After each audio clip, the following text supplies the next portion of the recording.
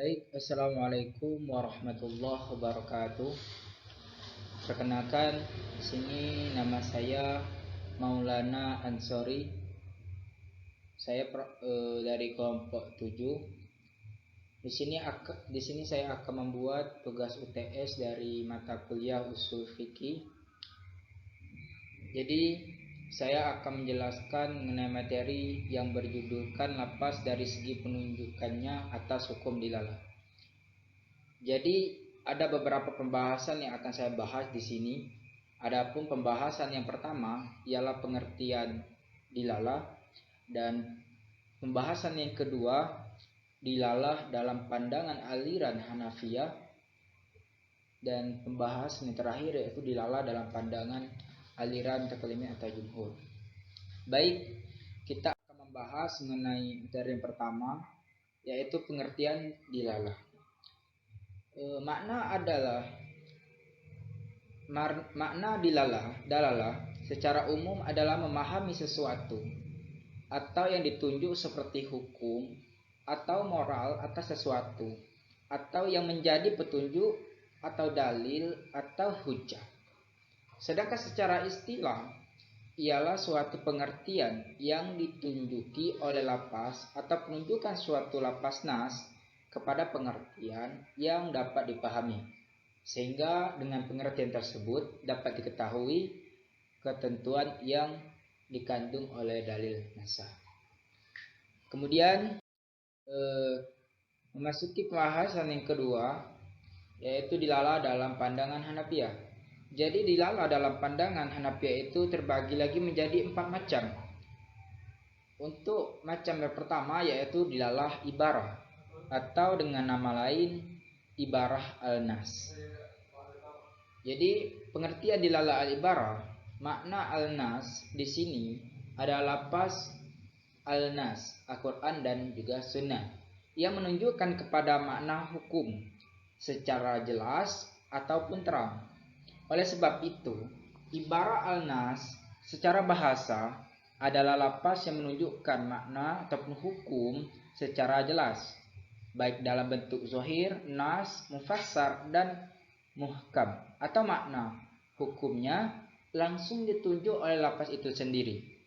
Ciri-ciri dalalah al-ibarah adalah kandungan hukum qat'i dan tidak perlu dalil pendukung.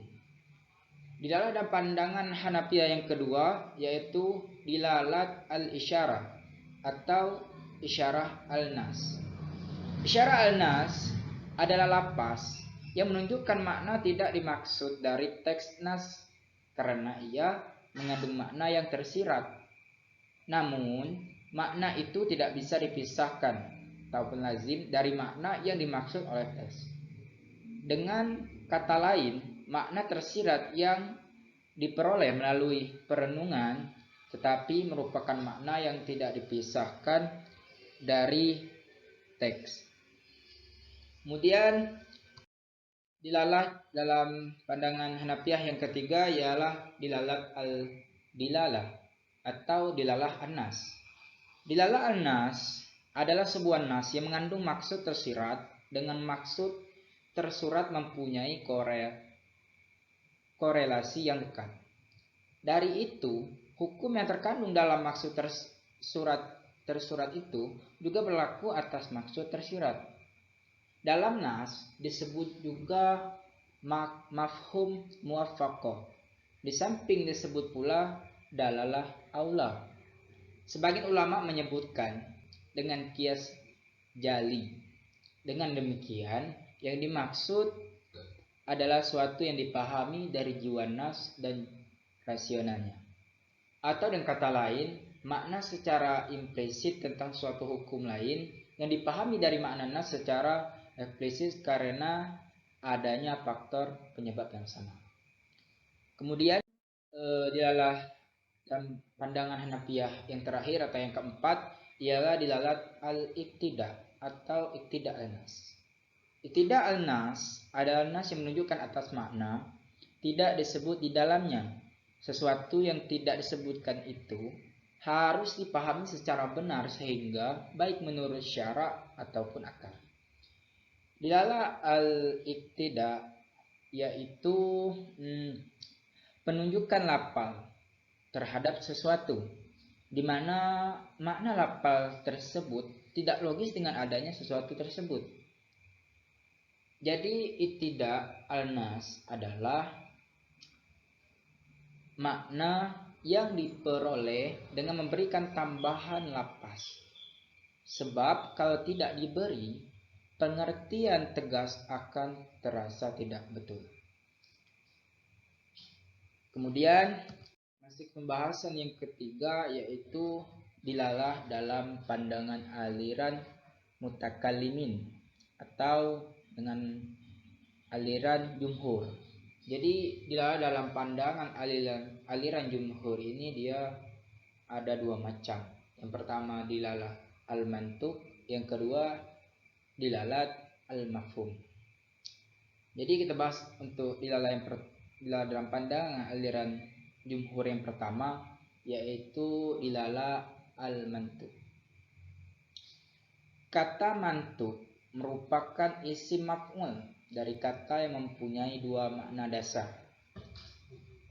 Di antaranya adalah perkataan. Mantuq secara bahasa adalah sesuatu yang diucapkan. Sedangkan menurut istilah yaitu pengertian harfiah atau makna yang ditunjukkan oleh lafaz yang diucapkan itu tersendiri. Mantuq sudah jelas bisa dijadikan hujah karena lafaznya yang jelas. Seperti itu. Kemudian kita masuki dilalah dalam pandangan aliran mutlak yang mutakallimin yang kedua yaitu dilalah al-mafhum.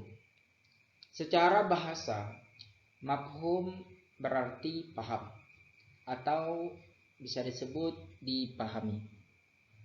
Secara istilah mafhum adalah makna yang ditunjukkan oleh lafaz, tidak berdasarkan pada bunyi bacaan.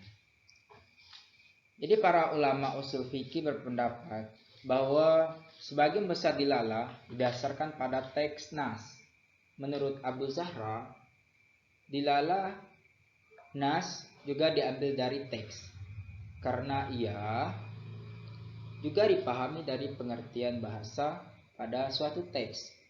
Oleh karena itu, dapat dikatakan bahwa semua dilalah di atas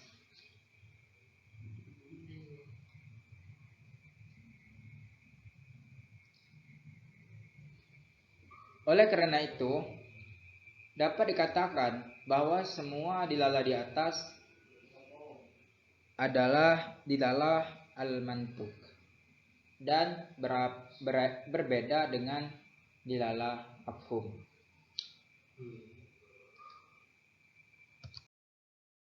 Kemudian untuk pembahasan atau penjelasan dari saya cukup sekian. Jika ada kesalahan itu dari saya pribadi, sedangkan jika ada benar itu langsung dari Allah Subhanahu wa taala. Sekian saya akhiri. Allahumma fiq ila aqwamit thoriq. Wassalamualaikum warahmatullahi wabarakatuh. Waalaikumsalam.